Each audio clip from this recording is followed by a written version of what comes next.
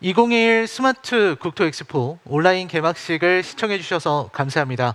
저는 오늘 강연을 맡게 된 라이너입니다. 반갑습니다. 네, 혹시 저 모르시는 분들 계실 것 같아서 간단하게만 소개를 해드리겠습니다. 저는 영화 유튜브 채널 라이너의 컬처쇼크 운영하고 있는 유튜버고요. 또 한편으로는 매주 칼럼을 통해서 여러분들께 영화 이야기 해드리고 있는 영화 칼럼니스트, 그리고 얼마 전에 책 라이너의 철학시사회를 낸 저자이기도 합니다.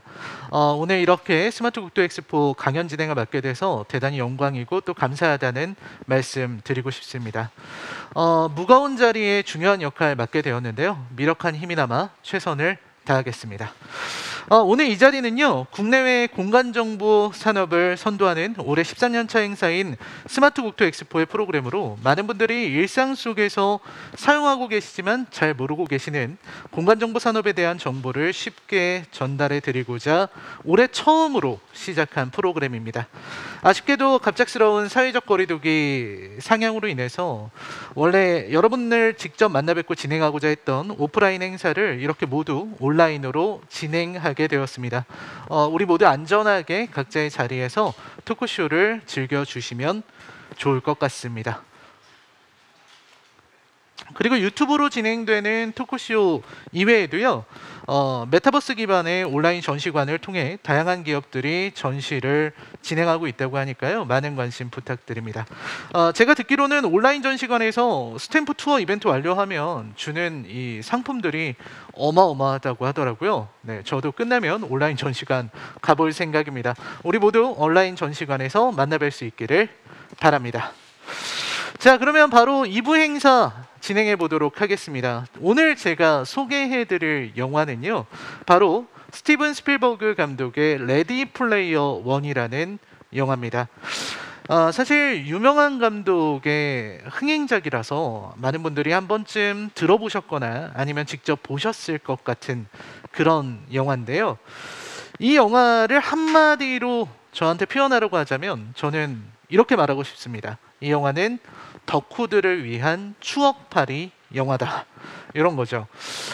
사실 1980년대를 그리워하는 작가 어니스트 클라인이라는 사람이 그 시절의 대중문화 코드를 마구 집어넣어서 만든 추억팔이 작품이 바로 이 영화의 원작인데요.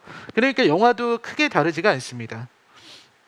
이 추억팔이, 그리고 이 대중문화를 좀 저급하게 보는 시선들이 있는데 그런 사람들을 위해서 만든 작품이에요.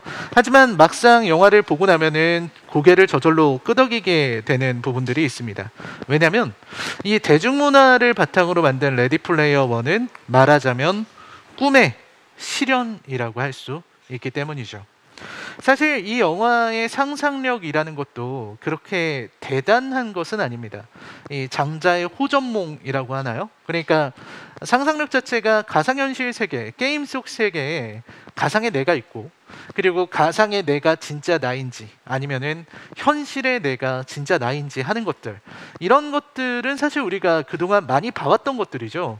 그러니까 영화로 치자면은 뭐 아바타 같은 영화가 있을 수 있겠고요, 혹은 매트릭스 같은 영화, 애니메이션으로 치자면 공각기동대, 그리고 성냥팔이 소녀의 재림도 비슷한 소재를 다루고 있다, 이렇게 말씀드릴 수 있겠습니다. 그러니까 이 영화는 사실 가상현실에서의 문제, 그리고 아바타와 나의 문제, 이런 것들을 다루고 있는 작품이기도 한데요, 한 발 더 나아간 세계를 보여주는 영화라고 하겠습니다. 사실 이 레디 플레이어 1은 미래와 가상현실을 얘기하고 있는데 막상 가져온 것이 80년대의 대중문화라는 점이 참 의미심장합니다. 80년대의 대중문화를 가져왔다는 것은 다시 말해서 우리가 생각하는 80년대의 그 찬란했던 문화들, 그때의 어떤 기술 발전들, 그런 과거가 있기 때문에 지금의 어떤 진보가 있을 수 있고, 그리고 우리가 또 미래를 바라볼 수 있다, 이런 이야기로 나아가는 것이기 때문에요, 대중문화의 가치를 보여준 거죠. 자, 그럼 이제 세계, 레디 플레이어 1의 세계에 대해서 말해보겠습니다. 영화 레디 플레이어 1이 그리는 세계는 무척 독특합니다. 제가 지금 독특하다는 말을 썼는데 사실 아이디어 자체는 흔하거든요. 이 세계의 주요 소재는 매우 간단해요. 그러니까 가상현실이 존재하는 겁니다. 할리데이라는 사람이 만든 오아시스라고 하는 가상현실 게임인데요, 그곳에 사람들이 이제 접속하고 거기서는 무엇이든지 상상한 대로 이룰 수가 있습니다. 그러니까 매트릭스라든지 뭐 게임 판타지 소설, 애니메이션에서 나온 그런 것들이랑 비슷해요. 마침 세계 모든 사람들이 사랑하던 오아시스의 개발자 할리데이라는 사람이 죽었습니다. 그래서 그 사람이 이 게임의 운영자 자리를 놓고 그리고 엄청난 돈을 놓고서 내가 이스터 에그를 숨겨놨으니까 그 이스터 에그를 찾아봐라 라고 한 겁니다. 이스터 에그는 여러분들 다 아시겠지만 부활절 토끼가 부활절 계란을 숨기듯이 프로그래머들이 숨겨놓은 게임 프로그램 안에 장난을 의미하는 건데요. 영화의 결말도 이 이스터 에그를 공격한 사람이 이 이스터 에그를 찾아낸 사람이 승리하게 된다는 엔딩으로 이어집니다.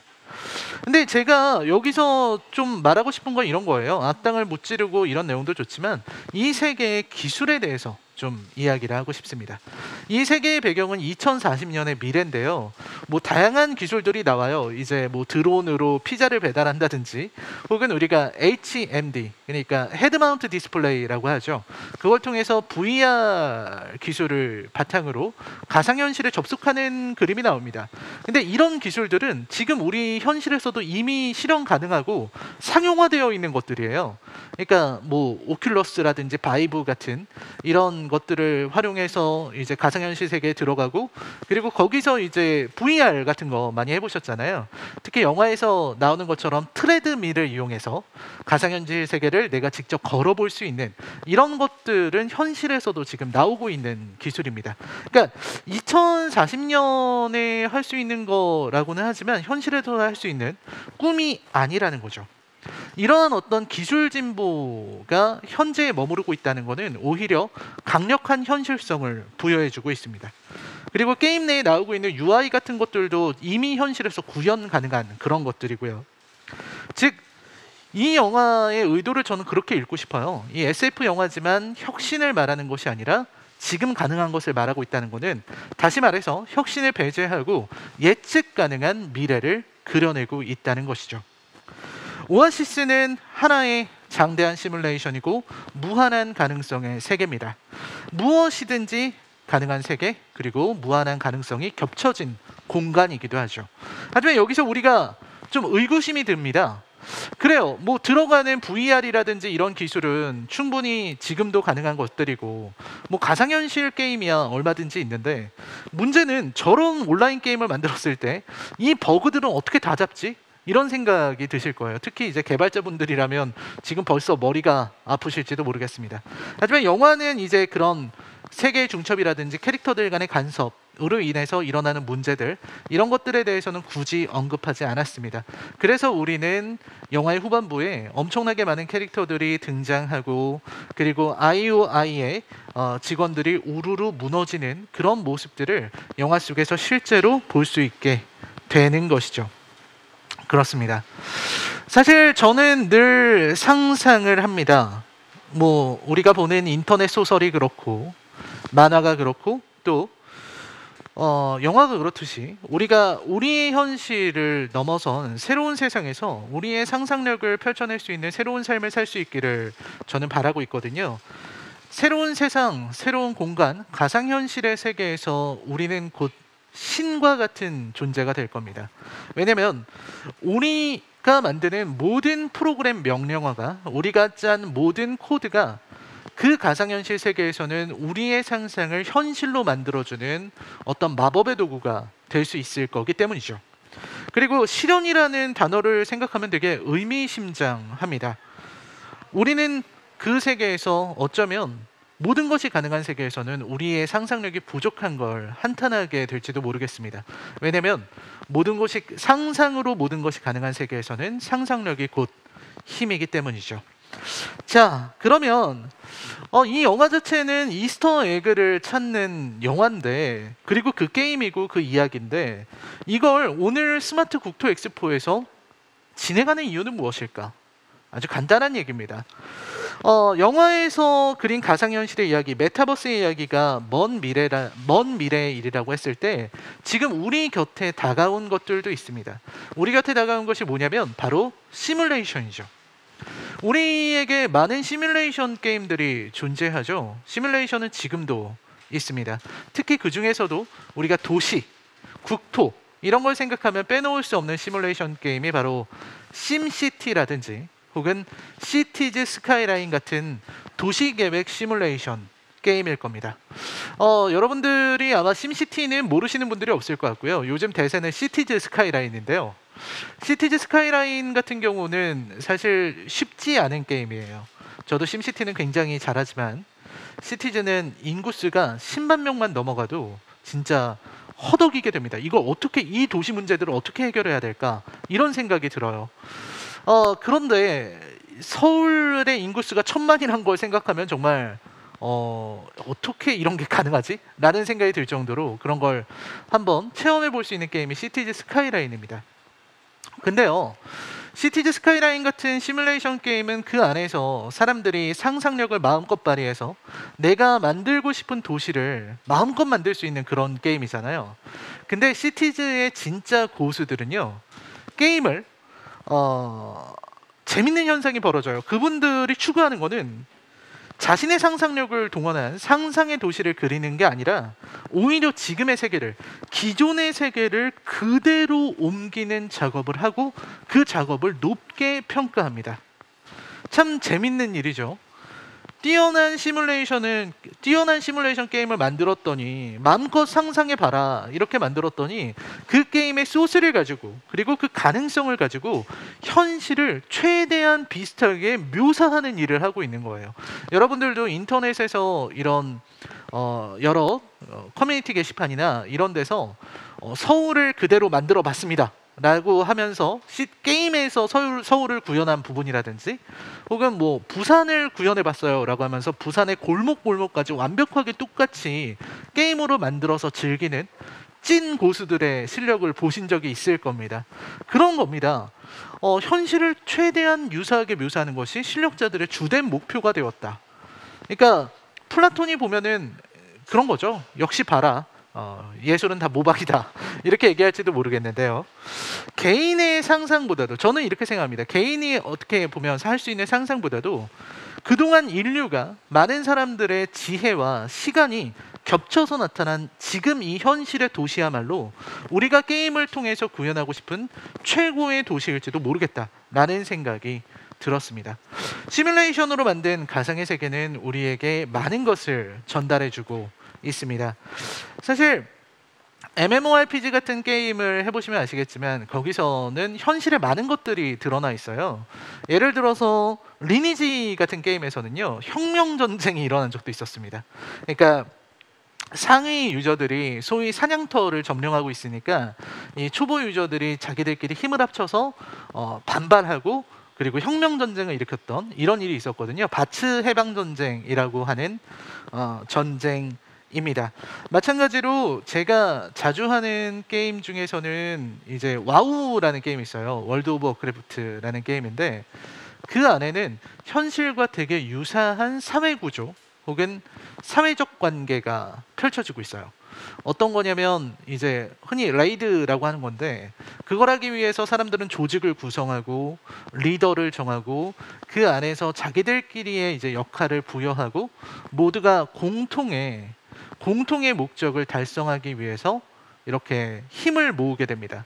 거기에서 맺게 되는 관계는 우리가 맺는 사회적 관계 중에서도 되게 먼 관계잖아요. 사실 우리가 직장에서 얻는 그런 조직적인 관계인데 그런 조직적인 관계를 게임은 완벽하게 흉내내고 있습니다.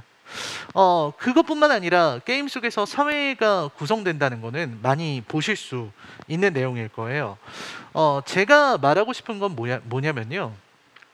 게임을 하는 사람들 그리고 시뮬레이션 세계에 들어간 사람들은 현실을 반복한다는 겁니다. 그리고 현실을 반복하고 싶어 한다라는 거죠. 사실 시뮬레이션 게임이 이런 어떤 사회 연구의 대상이 된 것은 그렇게 오래된 이야기는 아닙니다. 월드 오브 워크래프트 얘기를 잠깐 해드렸는데 제가 굉장히 주력으로 하는 게임이라서 거기서는 오염된 피 사건이란 게 있어요. 오염된 피 사건은 뭐냐면 이제 그 게임 안에 나오는 몬스터 하카르라는 몬스터가 있는데 그 친구가 오염된 피라는 이런 전염병을 전염을 시킵니다. 근데 그 디버프가 사라지지 않은 상태로 이제 도시로 오게 된 그런 상황이 펼쳐졌어요. 그때 어떤 식으로 이런 전염병이 돌게 되는가, 그리고 이 전염병이 어떻게, 오염된 피가 어떻게 사람들을 모두 오염시키는가를 실제로 연구하기도 했습니다. 그러니까 전염병의 전파 과정을 보여주는 하나의 연구 자료로 활용되었다라는 얘기가 굉장히 유명하게 돌고 있습니다. 그러니까 게임 속에서 일어나는 어떤 가상의 현실, 그리고 가상의 인간관계, 그리고 사람들이 행동하는 이런 가상의 행동 양식들이 실제 데이터와 놀랍도록 흡사해진다는 거죠. 사실 어떻게 보면 당연한 걸 수도 있겠습니다. 우리가 현실에서, 그리고 우리가 살아가면서 이렇게 맺는 관계나 이런 것들을 게임 속에서 반복하는 거니까요. 게임 속 아바타는 아바타지만 실제로 플레이하고 있는 거는 우리 자신이니까 그렇게 된다고 할 수 있겠습니다. 또 시티즈 스카이라인 같은 경우는 우리가 도시 문제를 해결할 수 있는 하나의 참고 자료로 활용할 수 있다는 이야기도 나오고 있습니다. 그래서 사실 시티즈 스카이라인을 이용해서 그걸로 이제 공모전을 내는, 대학의 연구 과제를 하기 위해서 공모전을 내는 일이 벌써 몇 년 전에 있었던 일이었습니다. 우리가 한번 상상을 해볼 수 있겠습니다. 우리가 현재 살고 있는 도시에 근무하고 있는 공무원이라고 가정했을 때, 우리가 살고 있는 이 도시를 완벽하게 구현하고 도시 구상을 게임으로 먼저 확인해 본다는 상상을 해볼 수가 있는 거죠. 게임이다 보니까 도로를 바꾸거나 새로운 건물을 세우는 것도 되게 간단하게 보여줄 수 있고요. 도로 환경이 변할 때마다 바뀌는 어떤 교통 정체의 변화도 미리 확인해 볼 수가 있습니다. 하나의 도시를 게임으로 구현한다는 아이디어, 굉장히 재밌는 아이디어죠. 이런 상상이 게임 말고는 불가능할까? 이런 것들은 게임에서만 가능할까? 라는 고민을 했을 때 이 아이디어를 보다 본격적으로 만들고 있는 것이 바로 디지털 트윈 국토라는 개념입니다. 네, 디지털 트윈 국토, 디지털 트윈, 이거는요 피지컬 트윈과 쌍둥이 관계에 있는 가상의 국토를 말하는 겁니다. 그러니까 우리가 살고 있는 이 현실의 도시, 이거를 피지컬 트윈이라고 하고요. 그리고 우리가 살고 있는 이 현실의 도시를 똑같이 만든 또 다른 쌍둥이, 그거를 디지털 트윈이라고 합니다. 시뮬레이션으로 만들어낸 새로운 도시를 말하는 것이죠. 가상현실 속에 완벽에 가까울 정도로 똑같은, 꼭 닮은 하나의 국토를 만드는 겁니다. 그러니까 여러분들이 잘 알 수 있는, 제가 또 게임을 예시로 들어야 되는데요, GTA5 같은 게임 해보셨을 겁니다. 그런 게임을 해보면 그 가상현실 안에 사회가 존재합니다. 그리고 세계가 존재하잖아요. 그리고 거기에 있는 사람들은 마치 현실 세계의 사람들인 것처럼 움직입니다. 누군가는 출근을 하러 가기도 하고, 누구는 뭐 차를 타고 이동하는 사람들도 각자 자신의 목표 지점을 향해서 움직이고, 물론 아직 많이 조약하죠. 그죠? 아직은 많이 현실이라고 보기는 어렵고, 현실을 비슷하게 흉내는 게임이네 라고 생각하고, 그 게임 속의 얄팍함을 우리가 잘 알기 때문에 그 게임 속에서 우리가 좀 난폭하게도 행동할 수 있는 거잖아요. 만약 진짜로 똑같아 보였다면 우리는 그런 행동을 못했을 겁니다. 아무튼 그런 것처럼 현실 세계의 복제품을 만드는 건데, 그거를 아주 완벽하게 만들어 보겠다는 겁니다. 일종의 가상에 존재하는 현실 그 자체, 즉 가상세계, 시뮬레이션 세계에 존재하는 대한민국을 만들겠다는 거죠. 우리는 VR이라든지 아까 봤던 헤드마운트 디스플레이 혹은 AR 기술을 통해서 그 세계를 체험해 볼 수 있을 거고요. 하지만 의문이 듭니다. 뭐 건물이야, 뭐 혹은 도로나 건물은, 이런 것들은 뭐 지금 시티즈나 심시티에서도 할 수 있는 거니까 똑같이 만들 수 있겠지만, 시티즈 고수가 한 1년 동안 자기 인생을 갈아 넣으면 뭐 대한민국 똑같이 만들 수도 있겠죠. 그런데 문제는 그 엔진, 어떤 물리 엔진, 사회가 움직이는 어떤 그 시스템, 이런 것들을 게임의 방식을 따르지 않을 수 있겠느냐. 왜냐면 게임은 완벽하지 않으니까. 게임이 만든 물리 엔진은 완벽과는 거리가 멉니다. 그래서 이런 문제, 즉 현실을 그대로 게임 속에, 시뮬레이션 속에 복제하기 위해서, 게임의 한계를 극복하기 위해서 디지털 트윈 국토의 개념은 다음과 같은 세 가지의 과제를 제시합니다. 첫 번째가 뭐냐면요. 실체계의 운용 데이터를 가져올 것. 두 번째로는 공간 형상 정보를 가져올 것. 세 번째는 실체계에 포함된 객체들의 행위 모델입니다. 요 좀 말이 좀 어려운데요. 첫 번째, 실체계의 운용 데이터라는 거는 말 그대로 우리가 살고 있는 현실 세계, 우리가 살고 있는 이 세계의 운용 시스템 자체를 가져오겠다는 거예요. 예를 들어서 지하철이다라고 하면은 지하철이 운용되는 시스템이 있을 거 아닙니까? 거기에 들어가는 인력은 어떻고, 뭔가 무슨 문제가 생겼을 때는 어떤 식으로 대응하고, 이런 것들이 시스템화되어 있을 겁니다. 그거를 전부 다 데이터화해서 올리는 거, 그런 게 이제 실체계 운용 데이터라고 설명하고 있고요. 공간 형상 정보는 말 그대로 공간과 형상에 대한 정보겠죠. 이거는 시티즈 같은 게임을 통해서도 구현이 가능한, 그리고 현실 세계를 그대로 있는 그대로 복사해서 시뮬레이션 속에 구현하면 되는 그런 것들을 말합니다. 그 다음에 실체계에 포함된 행위 객체 모델이라는 거는, 객체들의 행위 모델이라는 거는 그 객체 자체가 아마 우리들을 말하는 거겠죠. 어떤 일이 벌어졌을 때 인간들은 어떻게 반응하는가. 예를 들어서 어디에서 뭐가 교통이 좀 안 좋아졌다, 교통 흐름이 안 좋아졌다고 했을 때 사람들은 어떤 식으로 행동하게 되는가, 뭐 홍수가 나게 되면은 어떤 식으로 행동하는가, 여기에 길이 바뀌고 여기에 새로운 건물이나 혹은 랜드마크가 들어오게 됐을 때 사람들의 행동 양식은 어떻게 변하게 될까, 이런 것들이 바로 실체계에 포함된 객체들의 행위 모델이라고 이해하면 될 것 같습니다. 즉 우리들이 어떻게 행위하고 반응하는가에 대한 데이터를 말하는 거죠. 그래서 모델이라는 말이 들어갔고요. 자, 우리의 세상이, 환경이 어떻게 움직이는지에 대한 데이터를 완벽하게 기입하고요. 그리고 우리들의 행위 모델도 집어넣게 되면 도시의 변화, 국토의 변경에 대해서 유의미한 데이터를 얻을 수 있을 거라고 기대할 수 있습니다. 여러모로 좋은 것들이죠. 근데 문제는 이런 겁니다. 제가 볼 때는 너무나도 많은 변수가 있는 것 같습니다. 사실 우리는 복잡한 세계, 복잡계에 살고 있기 때문에 이 많은 변수를 다 통제한다는 게 되게 어려운 일이잖아요.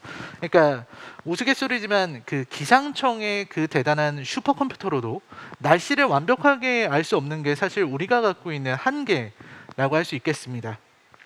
왜냐면 날씨라고 하는 거는 너무나도 복잡 다양한 요인들이 있기 때문에 우리가 이걸 완벽하게 알 수는 없게 되는 것이죠. 근데 그보다도 더 복잡한, 그보다도 더 많은 정보가 필요한 이런 어떤 시뮬레이션 세계, 가상현실의 세계는 어떻게 구현이 가능할까 하는 것이, 그런 문제가 남는 겁니다.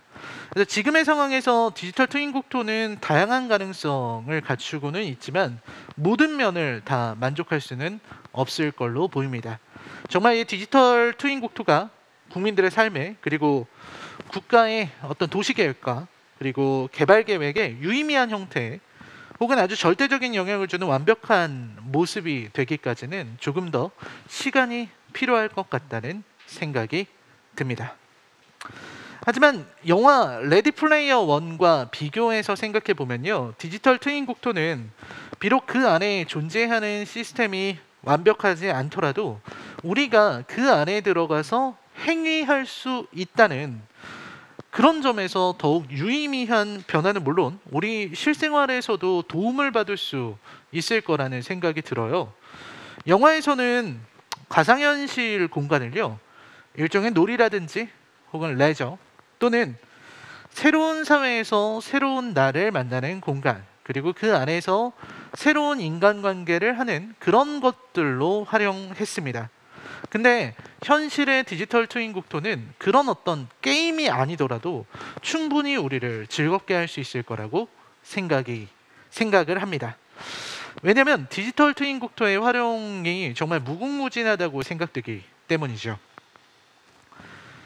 디지털 트윈 국토는요, 일단 3D로 구성된 세계이기 때문에 평면으로 보는 지도와는 정말 차원이 다른 정밀 지도일 겁니다.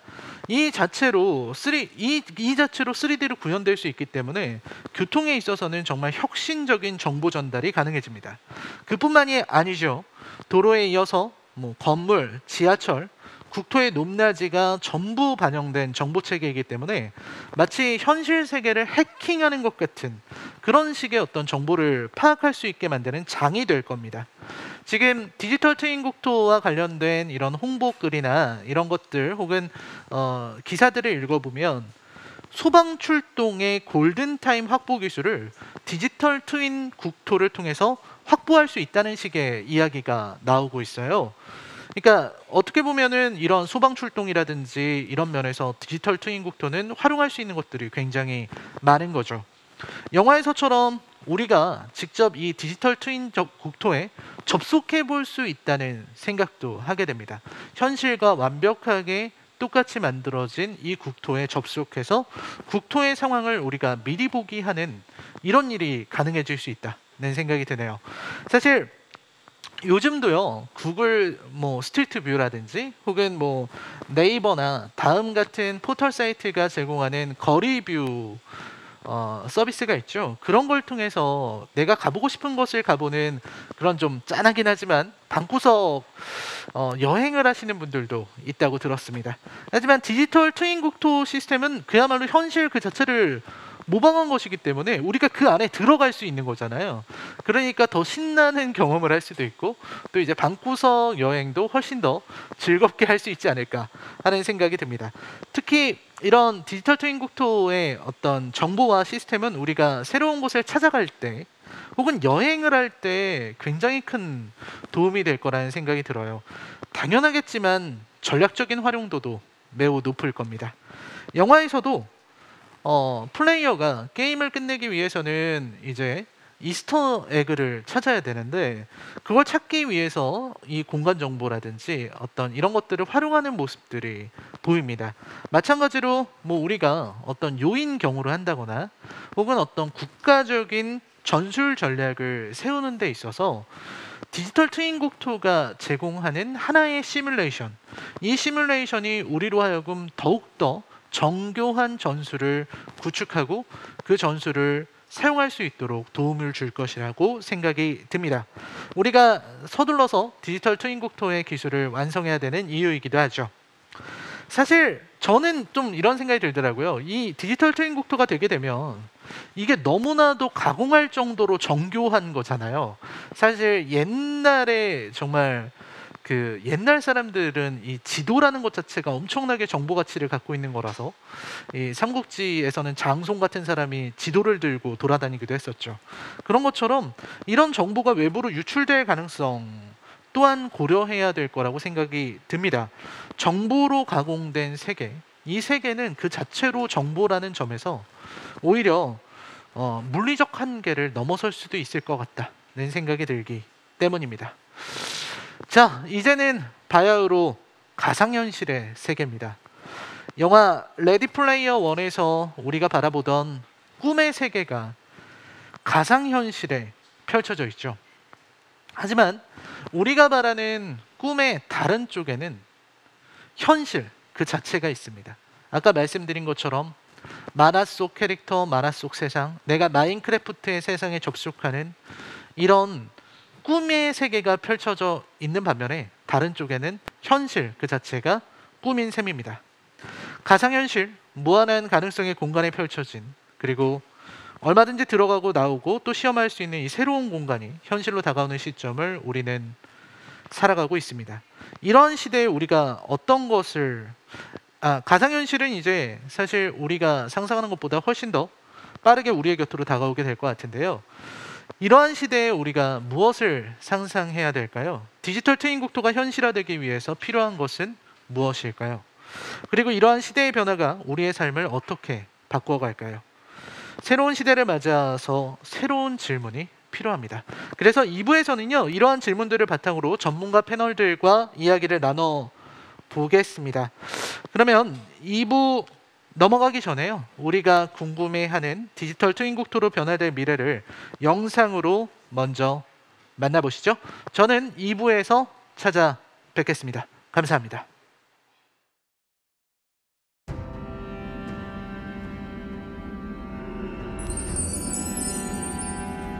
나는 또 하나의 세상.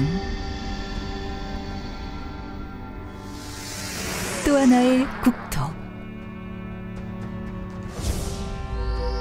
또 하나의 대한민국, 그리고 당신의 세상을 변화시키는 또 다른 에너지입니다. 나를 통해 세상에는 무한한 아이디어들이 샘솟아나고, 도시는 당신이 원하는 모습으로 변화되죠.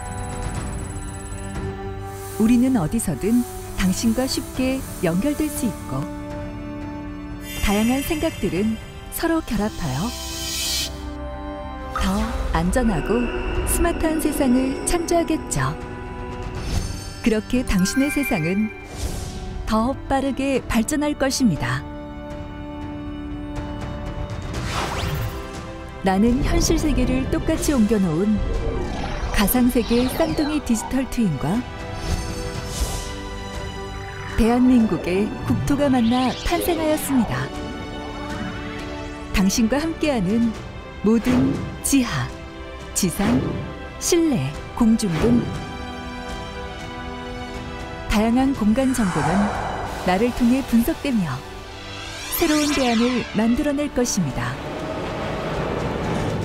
지하 공간의 정보들이 시각화, 가상화되고 실내외 위치 기반의 데이터 서비스가 생겨나고,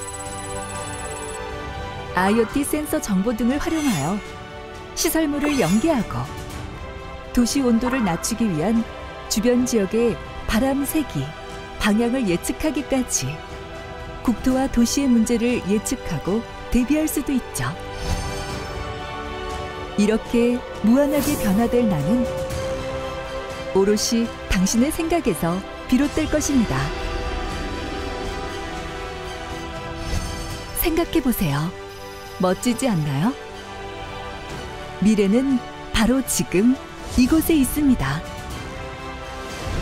나는 당신의 신세계 디지털 트윈 국토입니다.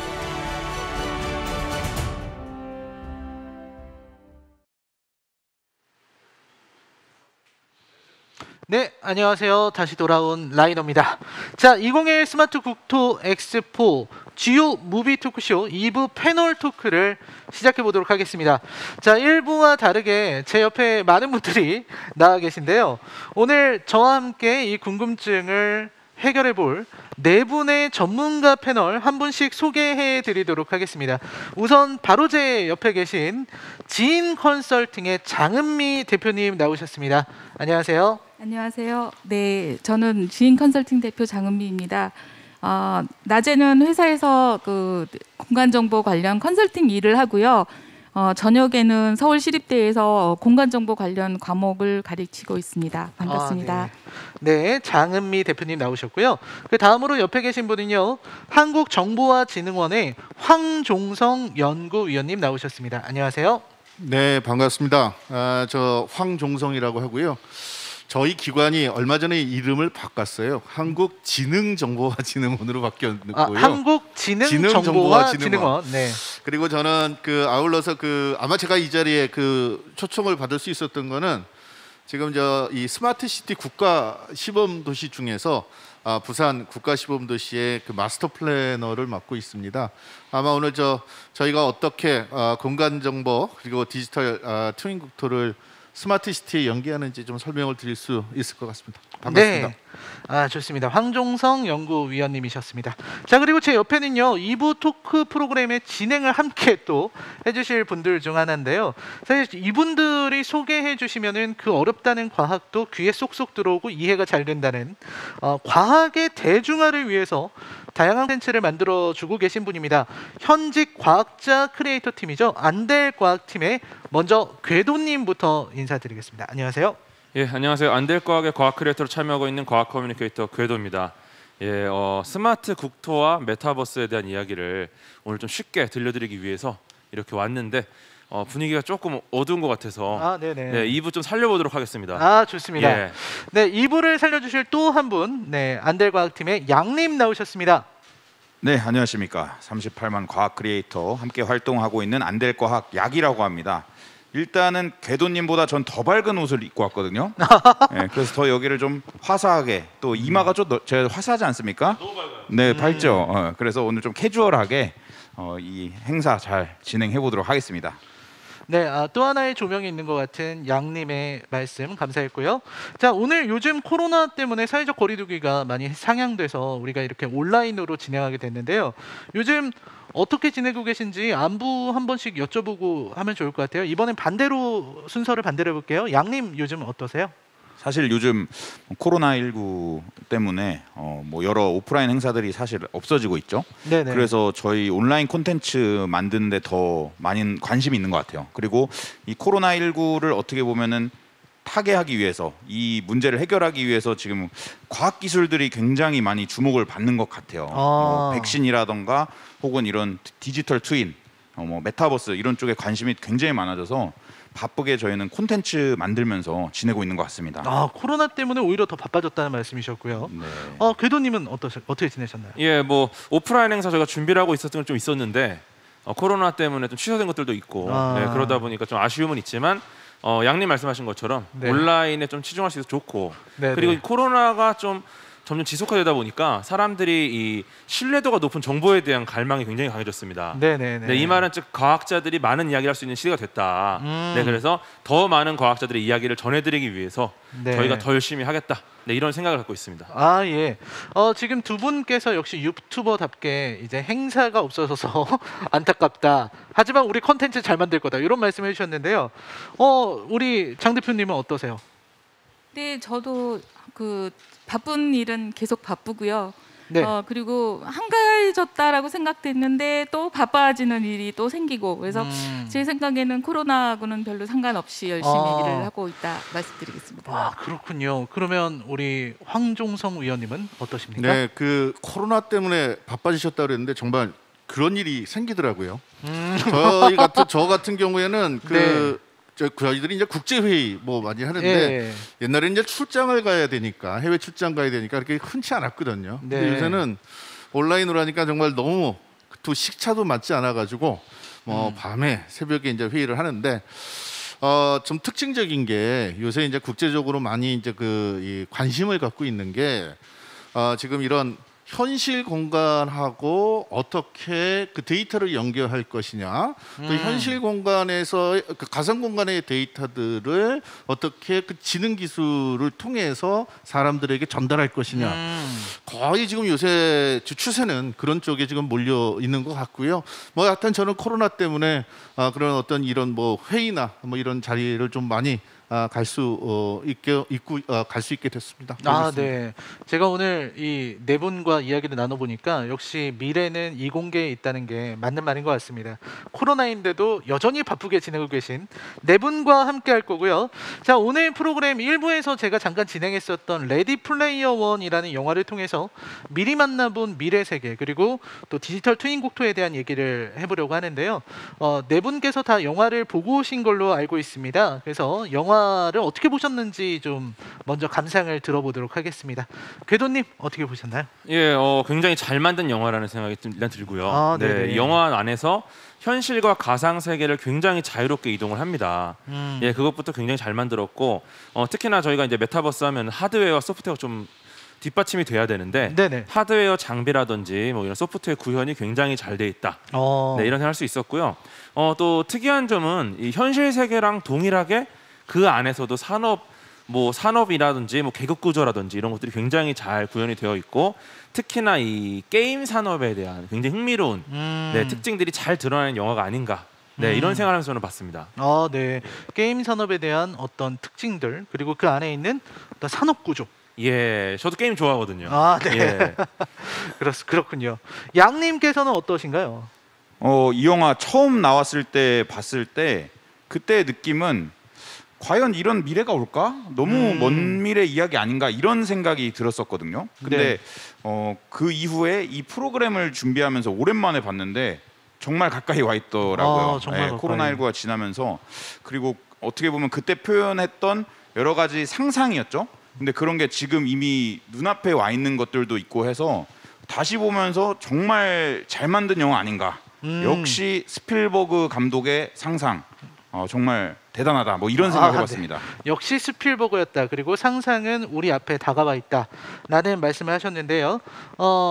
우리 장은미 대표님께서는 어떠십니까? 네, 두 분은 아주 좋은 얘기를 많이 하셨는데 저는 이 공부하는 사람이다 보니까 이렇게 옥의 티만 눈에 보이더라고요. 그래서 어떻게 보면 우리가 장소를 다른 장소로 빨리 옮긴다던가 하는 거는 뭐 속도 이런 걸로 극복할 수 있지만 시간을 과거로 돌아간다던가 하는 시간을 극복하는 부분은 사실상 어떤 기술로도 어렵지 않나라는 생각이 들고요. 그리고 또 이렇게 주머니에서 뭘 이렇게 설계도를 꺼내서 뭐 탱크를 만들고 무기를 만들어서 그걸 사용한다던가 하는 거는 그거는 물리학의 ABC를 모르는 정보가 어떻게 실질적인 에너지화되고 이렇게 물질화될 수 있는가라는 그런 생각을 하면서 좀 재미가 있기도 하지만 한편으로 보면 너무 물리학의 ABC가 없다라는 생각이 좀 비판적으로 좀 봤었고요.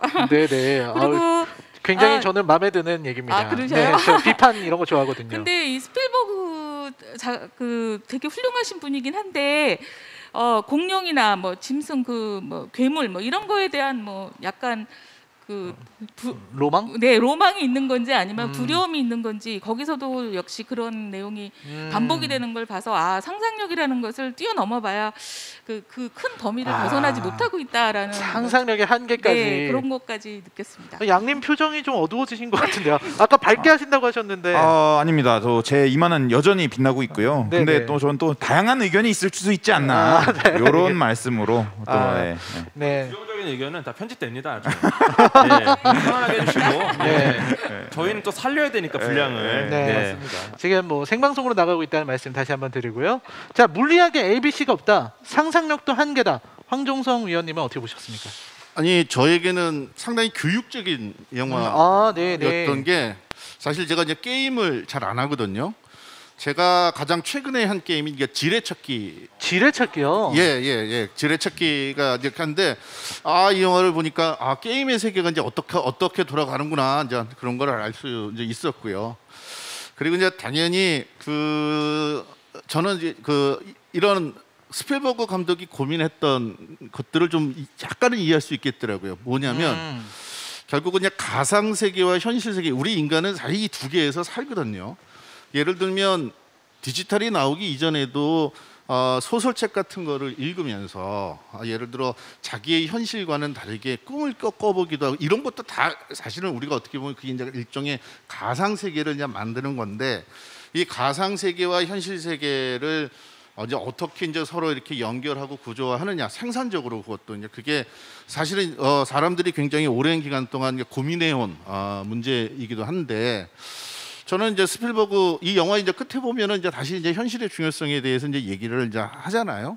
그러니까 어떻게 보면 가상을 위해서 이제 현실이 있는 거냐, 현실을 위해서 가상이 존재를 하는 거냐. 영화의 시작은 어떻게 보면 사람들이 이제 가상에 들어가서 현실을 갖다가 이제 잊어버리는데 끝은 이제 현실을 위해서 가상이 이렇게 이제 도움을 주는. 우리가 뭐 요새 증강현실도 얘기를 많이 하고 디지털 트윈도 얘기를 하는 건데 그거는 사실은 현실을 그 가상을 위해서 희생하는 게 아니고 가상에 있는 많은 장점을 현실로 가져오고자 하는 거니까 저는 그런 면에서 모르겠습니다. 제가 맞게 이해한 건지는 모르겠지만 그런 스필버그 감독의 뜻이 약간 전해지지 않았나 그렇게 생각합니다. 오히려 뜻이 좀 전해지는 부분이 있었다. 이런 말씀을 하셨고요. 자, 오늘 사실 나눌 얘기가 굉장히 많기 때문에 저는 특히 이 전문가 패널을 모으고 나서는 하고 싶었던 얘기가 역시 기술적인 부분이 아닌가 싶습니다. 그래서 오늘 궤도님께서 영화 속 기술 중에서 현실에서 이미 사용하고 있는 그런 기술이 좀 있다면 좀 소개를 해주시죠. 일단 기본적으로 저희가 VR을 할 때 과거에는 굉장히 뭐 간소했습니다 장비들이.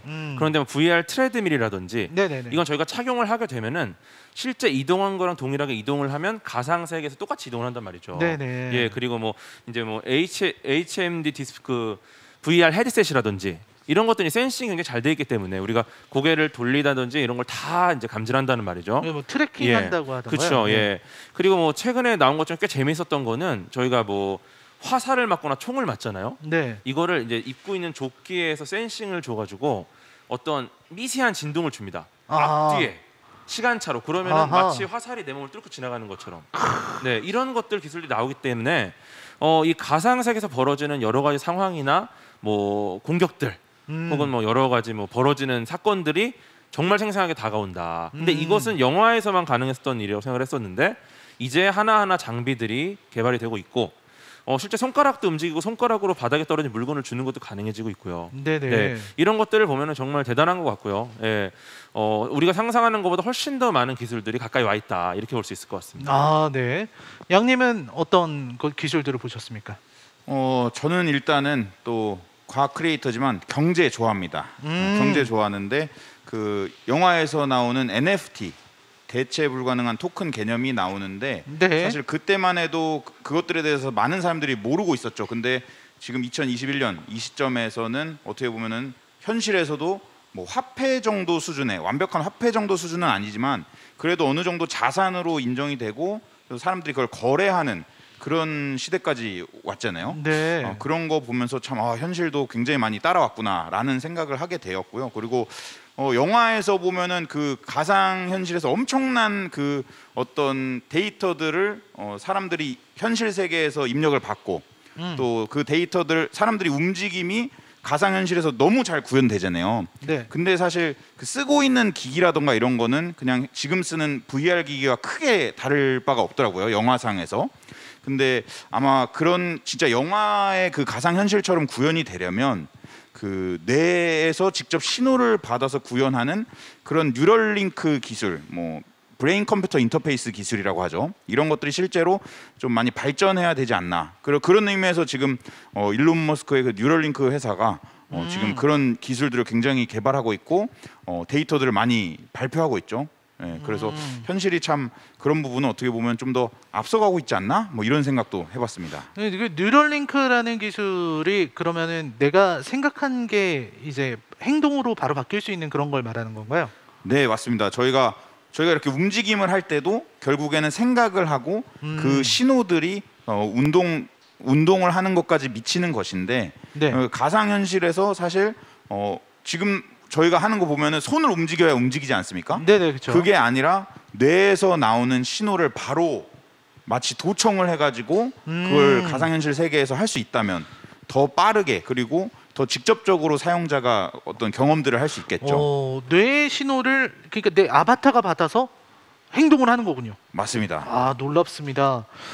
자, 근데 저는 이 영화에서 이런 기술적인 면들 너무 좋지만 또 이 메타버스라는 개념이 있었어요. 이 사실 레드 플레이어 원이 지금 우리가 디지털 트윈 국토 이야기를 하는 이유가 사실 이런 메타버스 이야기잖아요. 그래서 메타버스가 어떤 건지를 먼저 간단하게 궤도님께서 소개를 해주시죠.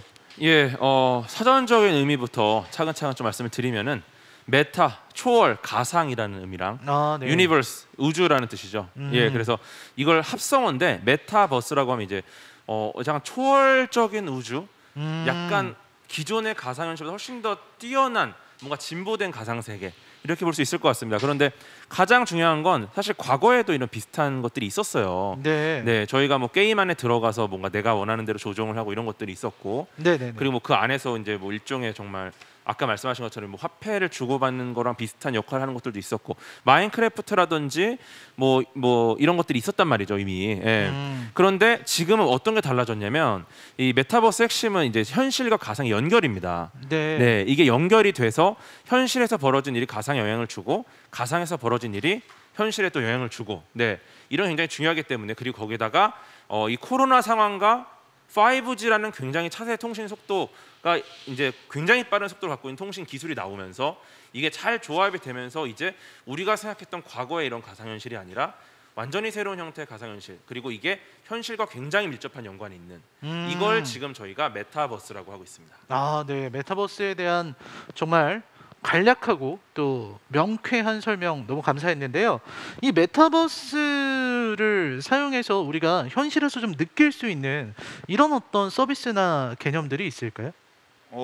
저 같은 경우 좀 경험을 해봤는데 네네. 일단은 그 신약 개발 분야에서 네네. 그 워낙 그 기술 이전이나 기술을 사고 파는 그런 어떤 페어, 컨퍼런스 이런 게 굉장히 많습니다. 근데 그런 경우 이제 글로벌한 사람들이 많이 만나야 되는데 네. 비행기를 타고 만나야 되죠. 근데 지금 그게 안 되잖아요. 그렇죠. 그래서 그런 컨퍼런스들을 어떻게 보면은 메타버스 상에 구현을 해놓고 실제 그게 비즈니스까지 연결되는 그런 경우가 있어요. 아, 그러니까 메타버스 안에 구현해놓고 사람들은 거기에 그냥 접속을 해버리는 거군요. 맞습니다. 그것뿐만 아니라 저희가 이 2021 스마트 국토 엑스포 온라인 전시관에 제가 체험을 해봤거든요. 네네네. 마찬가지로 이런 전시관에도 굉장히 뭐 명함을 주고 받는다던가 어허. 자신의 정보를 제공하고 그에 대한 답을 받는다던가 이런 게 어떻게 보면 되게 실제적으로 그리고 빠르게 그리고 효율적으로 자기가 있는 그 위치에서 바로 접속이 가능한 그런 메타버스가 굉장히 잘 운영이 되고 있더라고요. 완전 신기하네요. 가상현실에서 제가 이렇게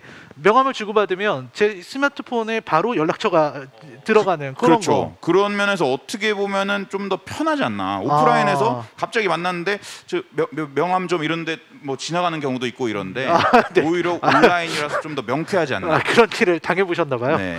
네. 저희 많이 당했습니다. 굉장히 네. 짠한데요. 네, 그것뿐만 아니라 또 그 포켓몬고. 포켓몬고. 네, 좀 더 친근한 사례는 그런 게 있죠. 우리가 AR로 많이 알고 맞죠. 있는. 그래도 네. 나의 지금 현재 위치를 기반으로 해서 그 가상 현실에서의 그 데이터를 하는 그런 완벽하진 않지만 일종의 메타버스 아닐까요? 맞지 않습니까, 박사님? 아까 말씀드린 것처럼 메타버스 자체가 현실과 가상이 연결이 돼야 돼요. 네네네. 그럼 결국 어떤 포켓몬을 잡기 위해서는 그 위치의 현실에 내가 가야지만이 가상의 그 포켓몬을 잡을 수 있거든요. 네. 거의 가지 않으면 결국 못 잡는 거예요. 그래서 이런 것들이 연결이고 사실 근데 포켓몬 고도 이제 게임 수준에 머물렀었는데 네네. 지금 뭐 네이버 제페토라든지 SKT의 뭐 점프 VR, AR 이런 것들이 이제 그 단계로 가고 있습니다. 물론 아직까지도 진정한 메타버스라고 보기는 어렵지만 그 단계를 목표로 지금 굉장히 많은 업데이트가 되고 있는 걸로 알고 있습니다. 네. 두 분 전문가 분들께서 이 포켓몬고 얘기 듣고서 뭔가 해주실 말씀이 있을까요? 장 대표님? 저는 포켓몬고를 직접 해보진 않았는데 옆에 굉장히 가까운 분이 그거 매니아가 있어요. 저 주변에 어떤 분도 지금도 해요. 네, 지금도 하시고 지금도 강릉에 갔더니 이상하게 생긴 포켓몬 새로 디자인된 애가 왔는데 걔를 잡았다 하면서 그 페이스북에 올리기도 하는데 너무 신나하시고 연세가 50이 넘으셨어요. 근데도 열심히 그 포켓몬고를 하시는 걸 보면서 이게 한번 가상세계의 맛을 들이면 이게 그 나이에 불문하고 또 이렇게 그 장벽이 없어질 수 있구나라는 생각을 했었습니다. 네. 좋은 감상이신데 AR 기술과 관련된 얘기도 좀 해주시면 좋을 것 같습니다. 게임 얘기 나오면 좀 자신 없고요. 포켓몬고도 뭐 해본 적이 없고 나이가 들면은 뭐 또 나이가 들어도 할 수 있다니까 한번 생각해 보겠는데요. 저는 이렇게 생각을 해요. 그 포켓몬고 뭐 이런 걸 보면 기본적으로 이런 거는 이제 그 어떻게 보면 인터페이스 기술이거든요.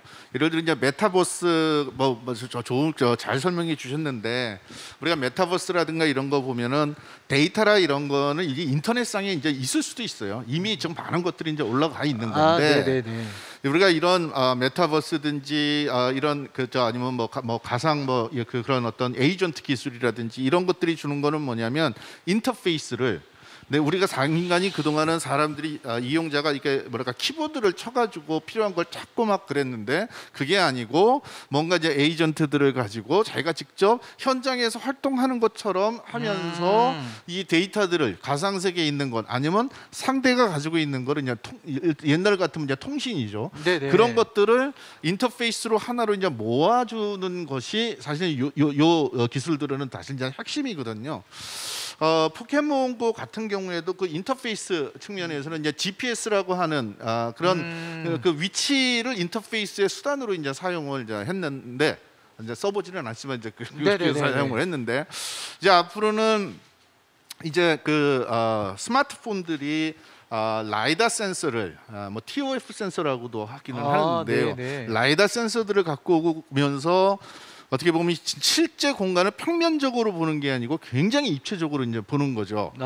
그렇게 되면은 그동안은 뭐랄까 GPS라고 하는 GPS는 2차원에서의 어떤 평면적인 그 우리가 위치를 내비게이션 할 때 그런데 이제 앞으로 이제 라이다라든가 이제 새로운 스마트폰들이 새로운 그 이 센서들을 달고 나오면서 아마 잘은 몰라도 더 이제 뭐 저 액티브하고 더 지금 뭐 멋있는 그런 그 게임과 활용 방안들이 나올 것 같습니다. 아, 네. 이 게임의 어떤 활용 방안도 말씀해 주셨고 또 이제 포켓몬고를 통해서 메타버스가 사실 우리가 이미 경험해 봤을 수도 있다. 이런 말씀을 해 주셨는데 근데 메타버스 외에 사실 일부의 진짜 핵심 개념 중 하나가 바로 디지털 트윈 국토였습니다. 두 분 전문가분들께 특히 장은미 대표님께 먼저 여쭤보고 싶은데요. 디지털 트윈 국토가 어떤 개념인 건가요? 예, 디지털 트윈 국토는 아까 설명하셨던 것처럼 그 컴퓨터 상에 네트워크 상에 나라를 국토를 세우는 것이죠. 그래서 네. 국토를 단순히 세우는 게 아니라 거기서 활용하고 그 정보를 이용해서 많은 것을 모의하고 문제를 해결해 나가고 하는 그런 어떤 절차적인 내용을 다 포함한 개념이라고 볼 수 있어요. 그러니까 하나의 레고처럼 그 국토를 이루는 여러 요소들을 그 하나하나 객체로 인지를 하고 그걸 다 구별할 수 있어야 그런 서비스가 가능하기 때문에 그런 그 단위 이런 것들을 잘 고민을 해야 되고 그리고 하드웨어적인 정보도 중요하지만 거기 소프트웨어적인 정보가 되게 중요합니다. 우리가 국토란 얘기를 하면 땅만 생각하기 쉽지만 실제로 디지털 국토 안에는 땅 말고도 바다도 있거든요. 네. 그래서 바다, 그다음에 공중, 하늘, 드론이 날아다니는 길까지도 다 포함이 된다면 그거는 하나의 국가의 영유권에 어떤 해당되는 범위를 전제로 하는 것이 디지털 국토다. 메타버스는 그걸 넘어설 수 있어요. 그렇지만 네. 디지털 국토라고 했을 때는 아주 현실적인 그런 대상을 가지고 있고 그리고 거기도 법이 있고 그 규칙이 있고 그러기 때문에 그런 소프트웨어적인 것도 같이 고민을 해야 될 것 같아요. 한 가지 덧붙이자면 저희가 옛날에 그 사기를 뭐 당하거나 땅 사기 같은 경우 당할 경우에 네. 뭐 이상한 도면 갖고 와서 여기가 앞으로 뭐 개발이 될 겁니다. 네네, 그러면 맞아요. 그러면 네. 노인들이나 잘 모르시는 분들은 가보지도 않고도 막 이렇게 덜썩 뭐 그렇죠. 그 지도 사기를 보고 당했죠. 뭐 여기에 뭐가 지나다녀 뭐 이러면 네, 그런 네. 줄 알고. 근데 요즘은 사람들 요즘만 해도 그 네. 인터넷 지도나 이런 거 보고 주소만 딱 치면은 다 보이기 때문에 사실은 사람들이 사기를 훨씬 덜 당하죠. 그렇죠. 근데 그거는 지금 2차원 지도예요. 그런데 앞으로 디지털 트윈 국토가 된다고 하면은 그 위에 수많은 그 정보, 그냥 지도가 아니라 다른 앞으로 도시계획동이 앞으로 뭐 그 숨겨져 있는 여러 정보들을 다 링크해서 찾아볼 수 있기 때문에 사기꾼들이 좀 줄지 않을까. 물론 그거를 장난을 쳐서 사기를 칠 수 있지만 제가 생각할 땐 뭐 그런 식으로 그 어떤 우리들의 삶에 있어서의 어떤 진실성 뭐 아니면 그런 것들을 좀 더 정확하게 전달하는 데도 도움이 되지 않을까 그런 생각을 합니다. 그렇군요. 너무 명확하기 때문에 그거를 약간 장난치면은 진짜 믿어버리게 될 것 같은데 그런 부분도 있을 수 있겠습니다. 자, 그리고 사실 이 디지털 트윈 국토에 대해서 황정성 의원님도 좀 덧붙여서 설명해 주시죠. 예, 지금 뭐 워낙 저 설명을 뭐 잘해 주셔가지고 디지털 트윈 국토에 대해서 그 개념에 대해서는 제가 뭐 덧붙일 거는 이제 없고요. 이제 이거를 우리가 왜 만들어야 되느냐 이제 이런 문제에 대해서 좀 생각을 해볼 필요가 있는 것 같아요.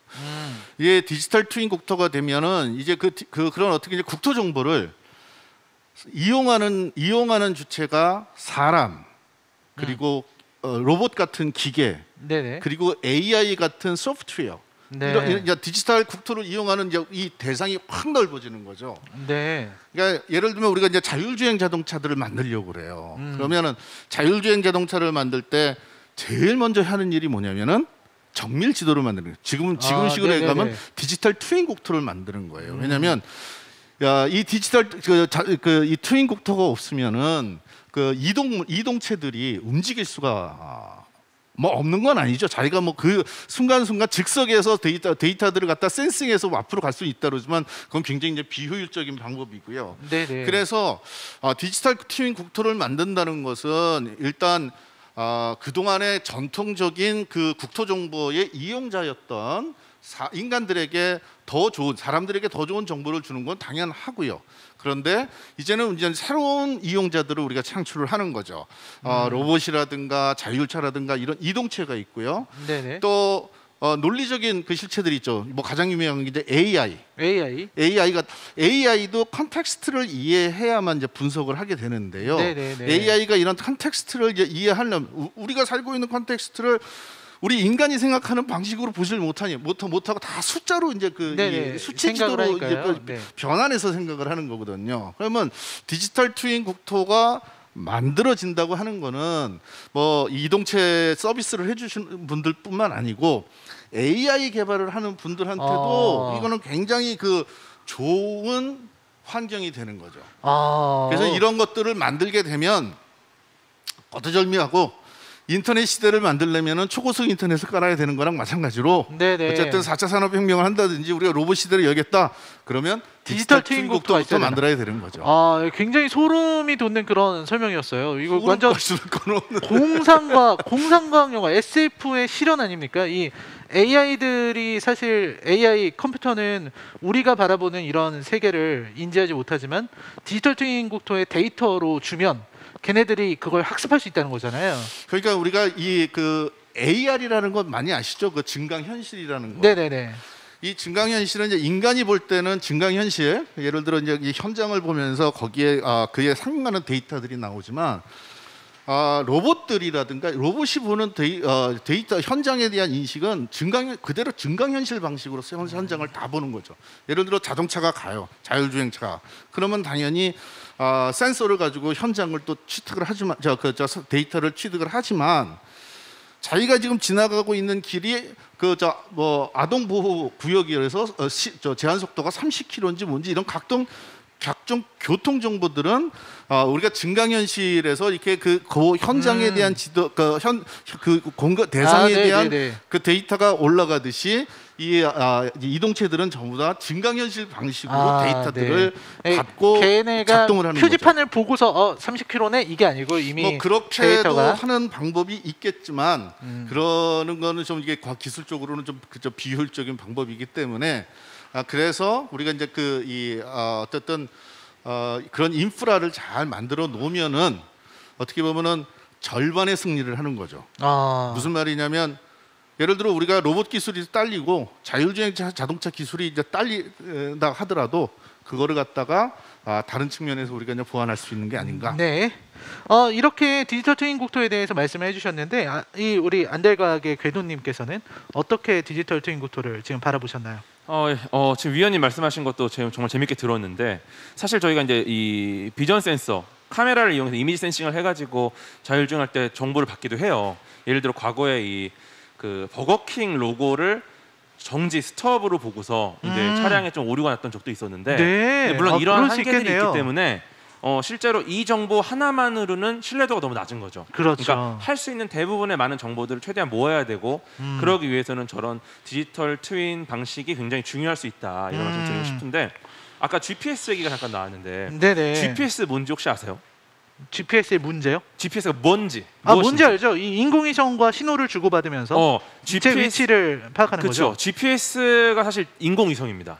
네네네. 예, 글로벌 포지셔닝 시스템이라는 24개의 위성이 지구 전체를 감싸고 있어요. 네네. 한 궤도에 4대씩 해서 6개의 궤도를 돌면서 24대가 거의 여분의 6대 정도가 이제 지구 전체를 둘러싸고 있는 건데 이걸 이렇게 말씀을 드리면은 굉장히 어려워였죠. 이게 어떻게 돼 있는 건가? 근데 저희가 이제 이 위성들을 지구 주위 저궤도 위성, GPS 위성들을 실제로 이렇게 오브젝트화 해가지고 보여주고 이것도 일종의 디지털 트윈이죠. 왜냐하면은 현실에 존재하는 위성들을 가상 세계에서 지구와 함께 시뮬레이션한 겁니다. 그럼 보는 순간 이래서 위성 4대 위성 신호를 받으면은 우리 GPS 리시버가 핸드폰 안에 있기 때문에 내 위치를 알 수 있겠구나. 이런 걸 직관적으로 알 수 있는 거고 이것뿐만 아니라 저희는 또 우주 분야의 연구를 하기 때문에 뭐 탐사선이라든지 지구에 있는 행성들이라든지 뭐 굉장히 많은 천체들이 있습니다. 근데 이들에 대한 시뮬레이션이 결국은 다이나믹스나 알고리즘을 바탕으로 하지만 이게 직관적으로 우리가 보기가 좀 어렵단 말이죠. 그래서 지금은 이제 비주얼라이제이션 하는 툴들이 많이 나와가지고 실제 태양계 행성들이나 여기 탐사선 위성들의 실제 오브젝트화 시켜서 이걸 보고 이 연구 결과를 또 다른 과학자와 공유하면서 일종의 가상 세계와 현실 사이에 연결이 되는 거죠. 네, 그래서 이런 측면에서는 사실 저희 분야에서도 이 메타버스라는 방식, 디지털 트윈이라는 방식을 많이 썼었다.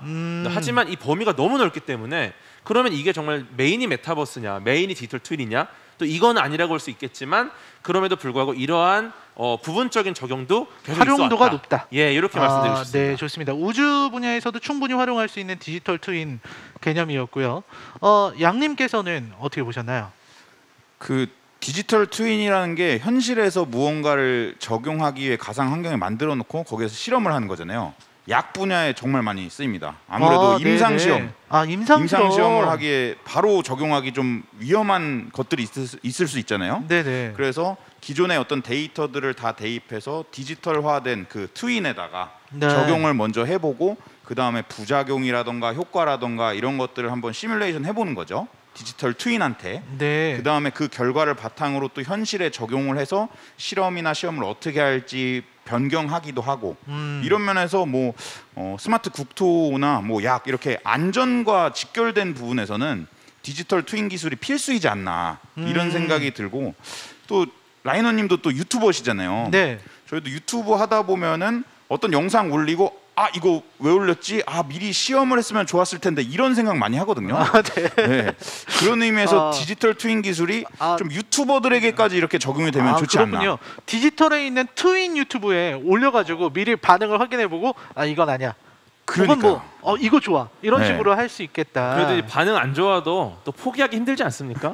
고생해서 만들었는데 또 혹시 모르잖아 이렇게 또 올릴 것 같아요. 제 근데 생각에. 이렇게 말씀해 주시면은 양님은 그야말로 조회수의 노예처럼 보일 텐데요. 전 노예입니다. 저 조회수의 노예입니다. 조회수의 노예는 좀 그렇고 네. 조회수의 부하 정도. 조회수의 너무 노예는 너무 낮춘 것 속해 같아서. 있다. 예. 종속되어 있다. 요 정도로 하겠습니다. 자본주의 세계를 살아가는 우리 두 분 안될과학님들의 이야기를 들어봤고요. 디지털 트윈 국토 준비하면서 많은 얘기를 들었고 저도 공부를 해봤는데 디지털 트윈 기술이 국토 위에서 이루어진다. 이게 디지털 트윈 국토인 건데요.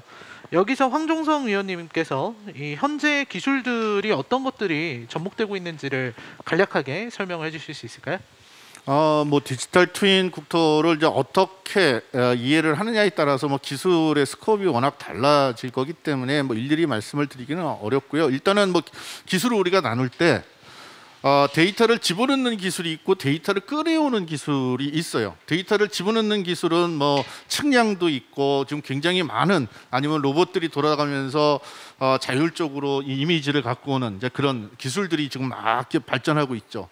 근데 이거보다 더 어려운 거는 데이터를 꺼내오는 기술이거든요. 그 위치에 정확하게 맞는 것, 그리고 아니면 그 상황에 맞는 것, 이런 것들을 이제 꺼내오는 기술. 그리고 꺼내온 다음에는 꺼내온다는 거에는 거기에는 인터페이스도 포함이 돼 있거든요. 네. 그걸 이용하는 사람이 자기가 굉장히 편하게 어떨 때는 운전할 때 데이터가 필요한 경우와 또 만약에 일할 때 하는 것 그리고 아까 메타버스 같이 그런 상황에 들어가서 하는 건 전부 다 인터페이스가 틀리기 때문에 그런 인터페이스 기술이 이제 발전을 해야 되고요.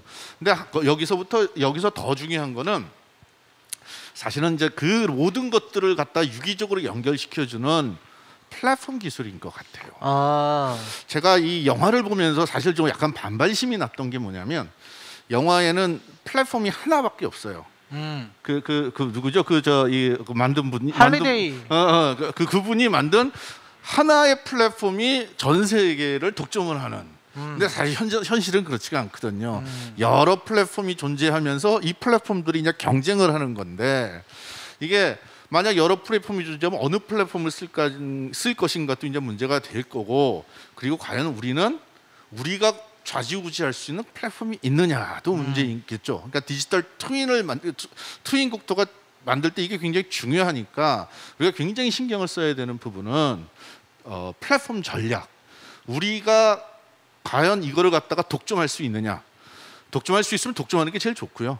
근데 만약 독점하지 못한다, 그러면 우리는 어떤 자들과 우군을 만들고 어떤 기업들이나 어떤 세력과는 우리가 경쟁을 하면서 우리한테 가장 유리한 환경을 만들어갈 것이냐 이런 플랫폼 전략을 이제 만들어내는 게 굉장히 중요하다고 생각합니다. 네, 좋은 말씀 해주셨습니다. 이제 꺼내오는 것이 더 중요하다. 그리고 또 플랫폼이 중요하다. 그리고 그 플랫폼과 관련해서는 전략이 중요하다. 이런 말씀 해주셨는데 우리 장 대표님께서는 이 현재 적용되는 기술들 어떤 거 좀 말씀해 주실 수 있을까요? 네, 현재 적용되는 기술들 중에 가장 많이 생각할 수 있는 거는 뭐 디스플레이 해주는 거, 네. 소위 말해서 3차원으로 지도상에 이렇게 뿌려주는 기술을 가장 먼저 사람들이 생각을 합니다. 그래서 건물도 입체적으로 보여주고, 그리고 거기에 만약에 뭐 불이 났을 경우 뭐 어디로 대피해야 되고 뭐 이런 사례들을 이렇게 보여주고, 그러니까 모의를 하고 할 수 있는 그런 기술, 모의 기술이 뭐 제일 중요하다고 생각이 드는데요.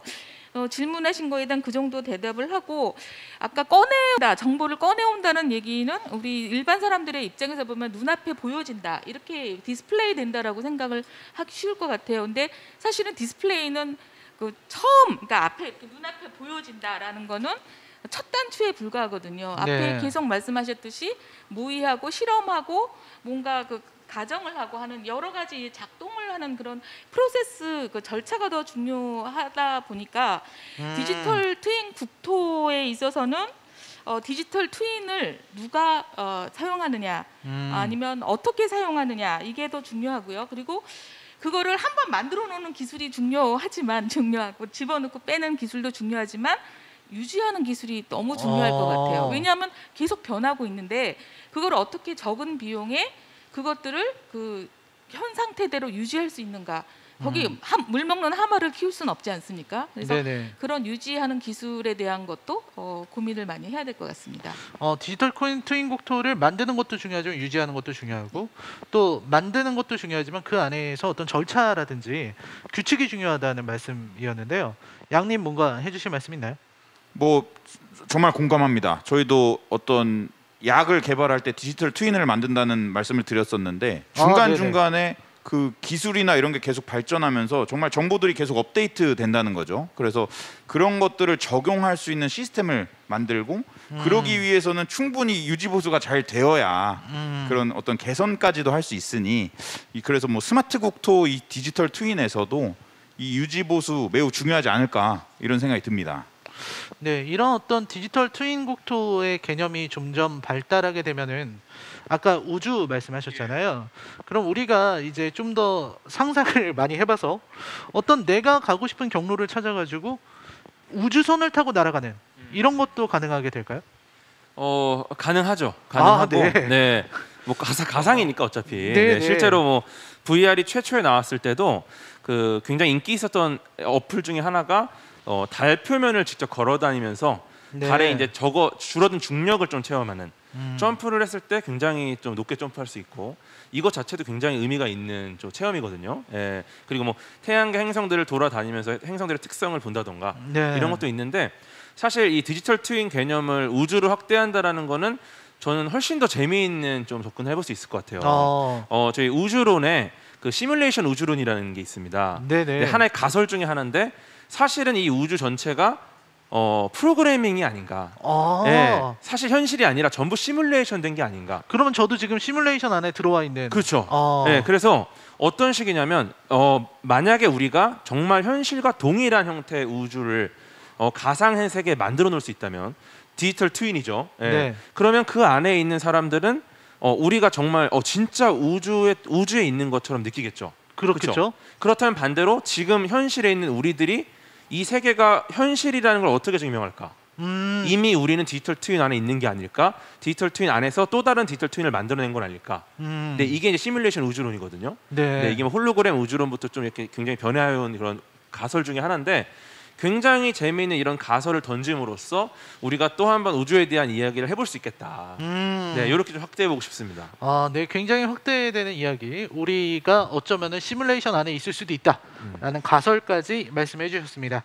자, 사실 저는 영화 이야기 조금 더 해보고 싶은데요. 이 영화에서 보면 이 메타버스에 빠져서 현실을 등한시하고, 그래서 현실이 좀 황폐해지는 이런 일들이 있었는데요.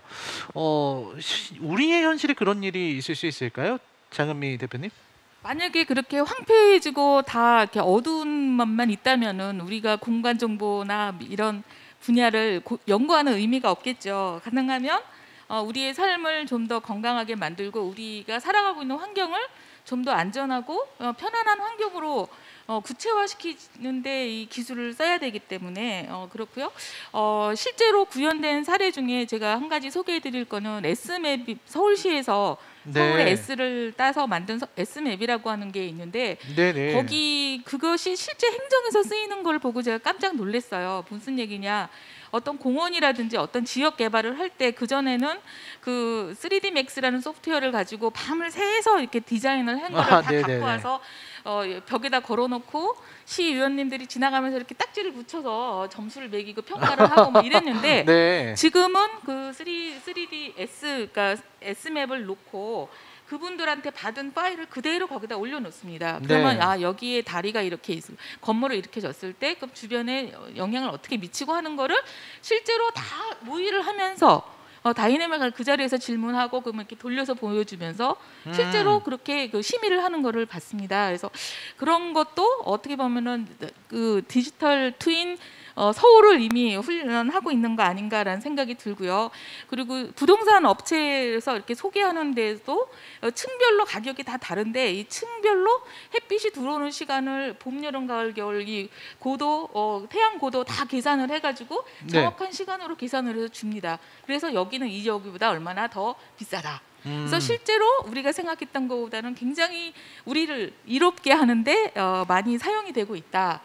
그렇게 너무 슬픈 얘기 뭐 디스토피아적인 얘기만 하지 않아도 좋을 것 같습니다. 네, 디스토피아는 이제 영화의 이야기일 뿐이고 사실 현실을 좀 더 윤택하게 만들기 위해서 현실의 여러 문제를 해결하기 위해서 디지털 트윈이 있는 거다는 말씀하셨고 또 S맵 얘기를 해주셨는데 S맵 외에도 뭔가 우리 국토에서 활용할 수 있는 다른 연구들 있을 수 있을까요?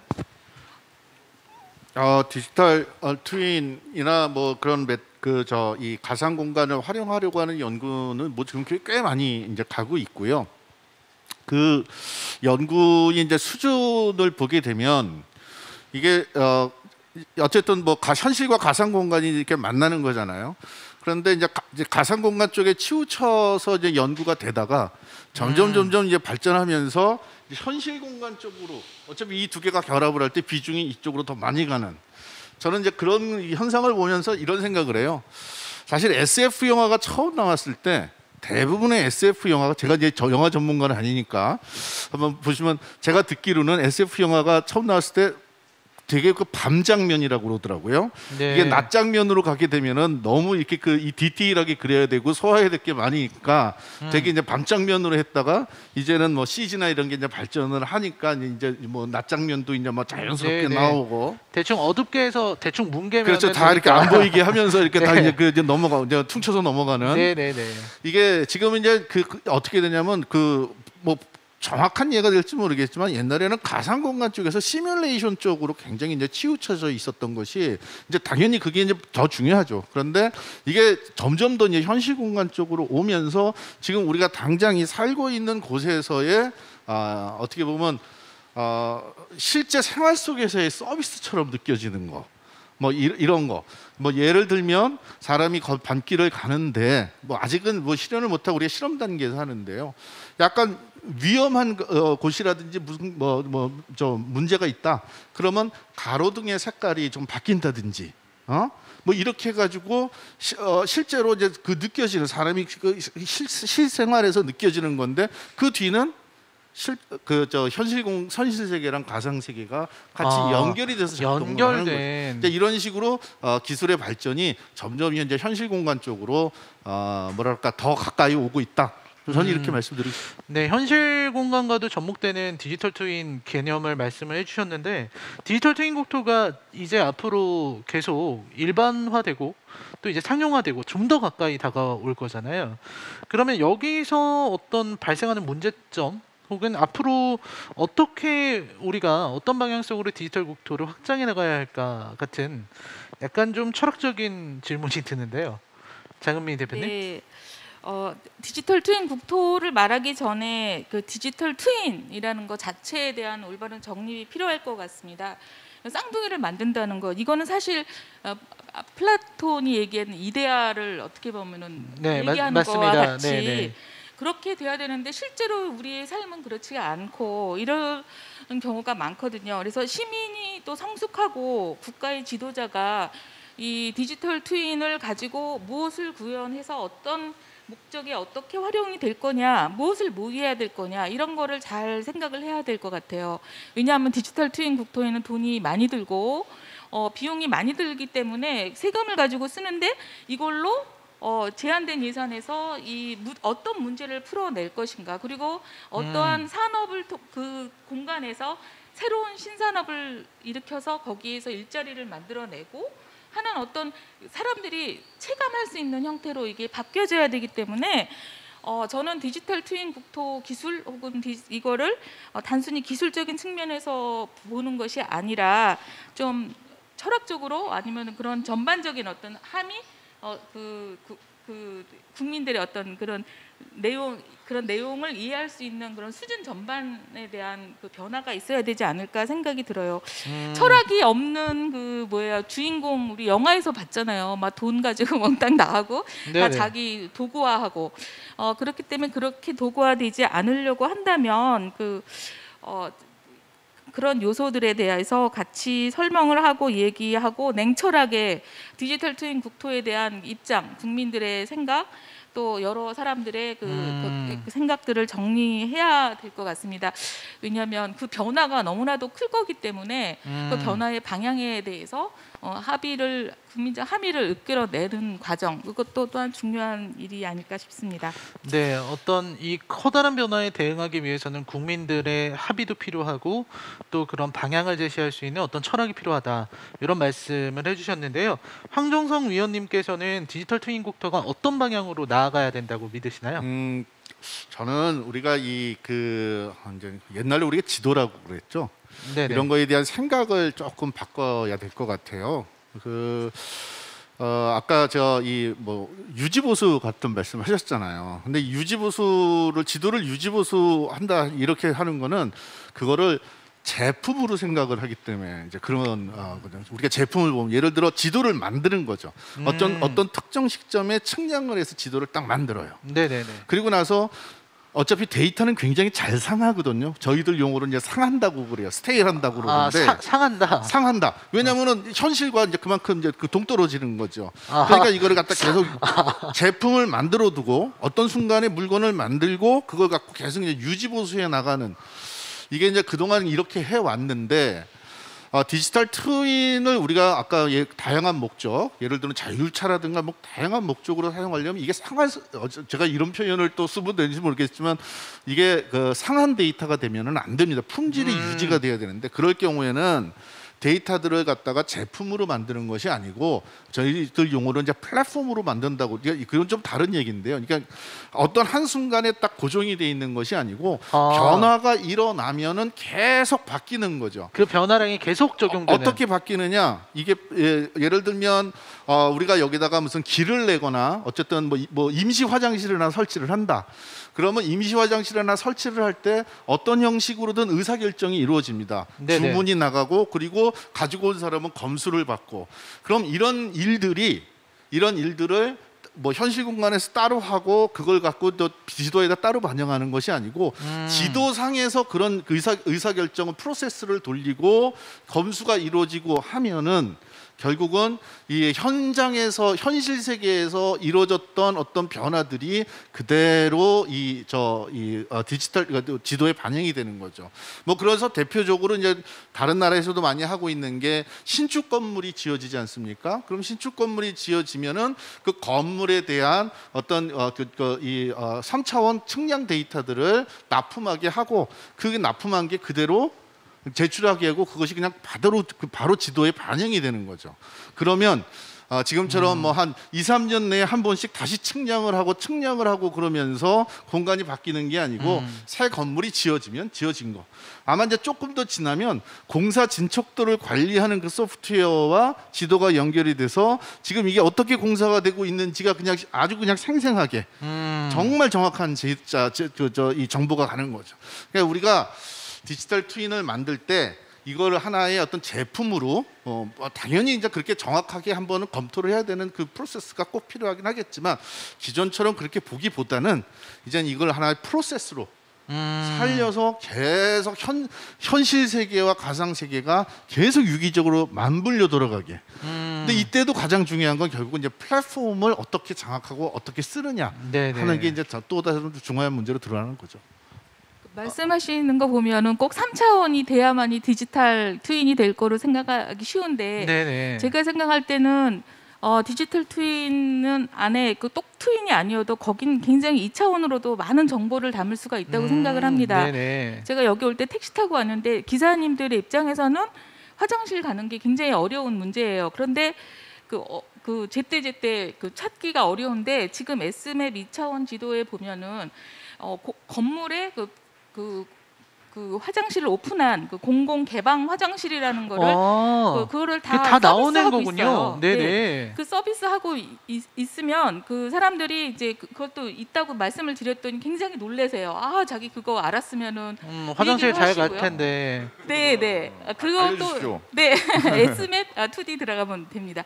그리고 그런 거를 좀 더 강화하기 위해서 거기 사용자들의 빈도나 이런 거를 계산을 하게 되면 오픈을 더 많이 오픈한 데는 그 페이백을 좀 해주면 더 많은 그 건물들이 또 오픈을 하게 될 것이고 그래서 이런 선순환 체계를 또 유도하고 이런 일들이 벌써 벌어지고 있거든요. 그래서 저는 3차원 분사한 모의 이런 기술적인 그 방향 아까 말씀하신 유지보수 프로세스 다 중요하지만 아직도 그 2차원의 데이터로도 할 수 굉장히 있는 게 할 수 많다. 있는 일이 너무나도 많다. 그러니까 그러네요. 그런 생각을 좀 한번 다시 네. 말씀을 드려봅니다. 부연 설명 정말 감사드립니다. 그러니까 일단 황종성 위원님께서 말씀하신 것 중에 제가 제일 인상적이었던 거는 이제 데이터는 상한다. 데이터는 상하기 때문에 이걸 좀 후레쉬한 상태로 유지하기 위해서 신선하게 만들기 위해서는 유기적으로 할 수 있는 그런 플랫폼이 중요하다는 말씀하셨고요. 그리고 또 우리 장 대표님께서는 2D로도 우리가 충분히 얻을 수 있는 것들이 많다는 말씀하셨습니다. 자, 오늘 이 네 분께서 해준 말씀 덕분에 제가 좀 디지털 트윈이라든지 메타버스 이런 것들의 개념을 머릿속에 완벽하게 넣고 가는 것 같은데요. 저는 옆에 계신 안될과학의 궤도님, 양님께 좀 여쭤보고 싶어요. 두 분 다 이제 박사님들이시고 과학하시는 분들이신데 디지털 트윈 국토가 사실 두 분에게도 사실은 낯선 개념일 거라는 생각이 들었습니다. 오늘 이 시간이 두 분에게 어떤 도움이 됐는지 한번 여쭤보고 싶어요. 양님 어떠셨나요? 저도 뭐 이제 최신 과학이나 기술 이런 것들이 있으면은 항상 뭐 직업적으로나 혹은 개인적 관심으로 계속 업데이트를 하고는 하는데 네네. 그냥 단순히 디지털 트윈, 메타버스 약간 조금 혼동돼 있었던 것 같아요. 개인적으로. 네. 그리고 마지막에 해주신 그 말씀, 뭐 플랫폼을 통해 현실과의 동기화가 매우 중요하다. 그러니까 말 그대로 정말 쌍둥이처럼 이렇게 하는 게 중요하다. 혹은 지금 이미 구현되어 있는 그 2D의 상태의 디지털 트윈도 잘 활용할 수 있다. 근데 참 이게 저 같은 또 뭐 이렇게 관심이 있음에도 불구하고 이걸 잘 모르고 실효성 있게 활용하지 못하고 있었던 것 같거든요. 네네. 그런 의미에서 이번 시간 디지털 트윈에 대해서 제대로 알아가는 정말 의미 있는 시간 아니었나 생각합니다. 네, 좋습니다. 네. 궤도님은 어떠셨나요? 예, 스마트 국토, 스마트 시티 여기서부터 확대가 돼서 메타버스, 디지털 트윈이라는 이야기까지 해봤는데 저는 듣다 보니까 네. 사실 이게 하나의 키워드로만 소비될 수 없는 부분이라고 생각이 듭니다. 이 한 가지 메타버스, 디지털 트윈만이라고 해도 이것만이 아니라 여기에 연결된 굉장히 많은 기술들이 있습니다. 뭐 센싱 기술도 있을 거고, 센서 기술, 뭐 하드웨어적인 여러 가지 것들도 있을 거고, 네. 이 많은 것들이 있기 때문에 통신 기술도 있고, 이런 것들이 고르게 좀 성장해줘야 우리가 원하는 이런 스마트 국토 만들어낼 수 있지 않을까 이런 생각이 좀 들고요. 그래서 단순히 하나의 키워드로만 소비되면서 한쪽에 몰리는 것보다 이 많은 분들의 관심이 결국 이 과학이라는 그 자체에 좀 초점이 맞춰져서 다양한 분야가 동시에 성장해 갈 수 있게 그렇게 좀 지원해 줬으면 좋겠다라는 생각을 해봅니다. 네, 두 분의 말씀까지 잘 들어봤습니다. 양님께서는 디지털 트윈을 확실히 배워갈 수 있었다 이런 말씀하셨고요. 그리고 우리가 디지털 트윈 이런 거를 개념 하나의 어떤 단어 이런 거뿐만 아니라 좀 더 넓게 좀 발전해 나갔으면 좋겠다라는 궤도님의 말씀까지 봤습니다. 사실 그래서 오늘 정말 전문가 네 분, 안될과학 두 분과 그리고 장은미 대표님 그리고 황정성 위원님 만나 뵙고 이런 좋은 얘기 할 수 있어서 되게 감사했습니다. 일단 인사를 좀 드리겠습니다. 오늘 와주셔서 너무 감사했습니다. 네. 네, 감사합니다. 감사합니다. 네, 여러분 2021 스마트 국토 엑스포 디지털 트윈 국토라는 키워드를 가지고요. 영화와 함께 오늘 토크쇼를 진행해 보았습니다. 어떻게 보셨는지 모르겠습니다. 또 하나의 대한민국 디지털 트윈 국토를 통해서 변화될 그리고 우리가 살아갈 미래를 기대해 보면서 저희는 오늘 인사를 드리고자 합니다. 아쉽게도 올해는 코로나 팬데믹 상황으로 인해서 여러분을 직접 만나서 진행할 수 없었지만 내년에는 좀 더 건강한 모습으로 스마트 국토 엑스포 현장에서 함께할 날을 저는 기다리고 있겠습니다. 그럼 2021 스마트 국토 엑스포 공식 행사 2부 지오 무비 토크쇼 여기서 마치도록 하겠습니다. 잠시 후 오후 4시 16시부터는요. 16만 테크미디어 뉴즈의 틱톡 채널에서 스마트 국토 엑스포 온라인 전시관을 함께 둘러보고 주요 기업 담당자들과 인터뷰하는 시간을 가질 예정입니다. 16시부터 진행되니까요. 바로 틱톡 뉴즈 바이브를 검색해 주시기 바랍니다.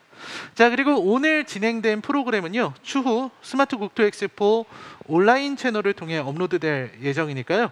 다시 보고 싶으신 분들은 이제 업로드되는 콘텐츠를 기대해 주시기 바랍니다.